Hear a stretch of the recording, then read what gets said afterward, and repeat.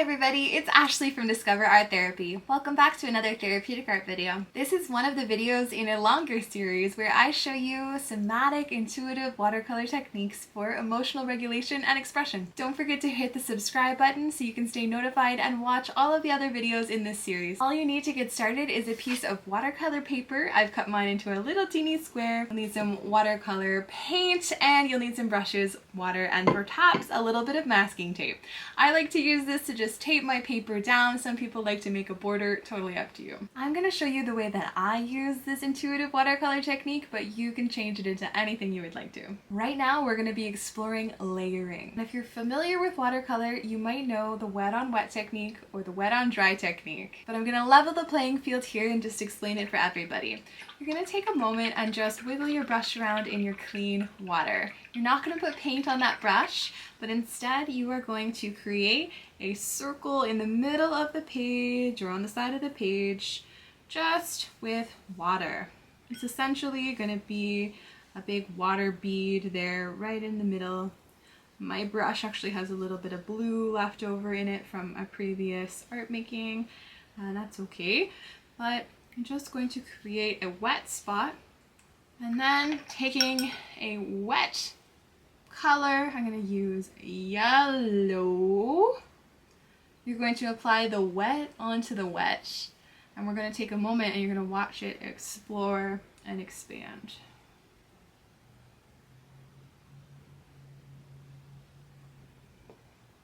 Depending on the pigment of your watercolor, this might turn out really, really vibrant. It might be more washy. The more water that is in your paint, the more translucent it's going to be. And just take a moment and play with your brush on this circle. Just notice it push around the paint. Notice how some parts become more translucent, how the watercolor paint itself might naturally fall towards one side of the page depending on if it's taped down or not.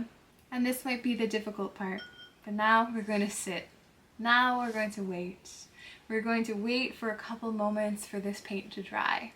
And in those moments, I want you to take your time and connect with yourself. Maybe shuffle the way you're sitting on your chair, make yourself more comfortable. Put your feet onto the ground and connect down to Mama Earth. And you might wave your hand a little bit. You might just place them on your desk, and you might put them on your heart or maybe on your lap.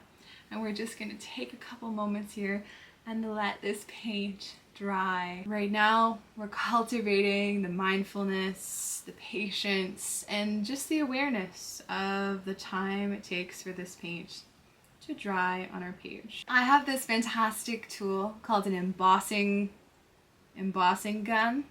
Well, it's essentially a directed heat gun, and you can use this or a hair dryer as a way of speeding up the process, or you might just want to sit and notice and be with the paint as it dries.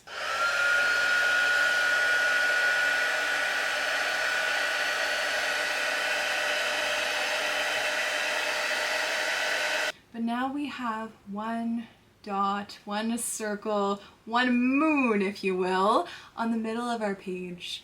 And we're going to experiment with layering. With the same brush or a different brush, you can choose another color. It doesn't have to go perfectly well with your first color. I just want you to move towards whatever color is calling your name. Once your brush is loaded, we're going to create a layer. Maybe it's another full circle, or maybe it's an outline of a circle overlapping with your first one.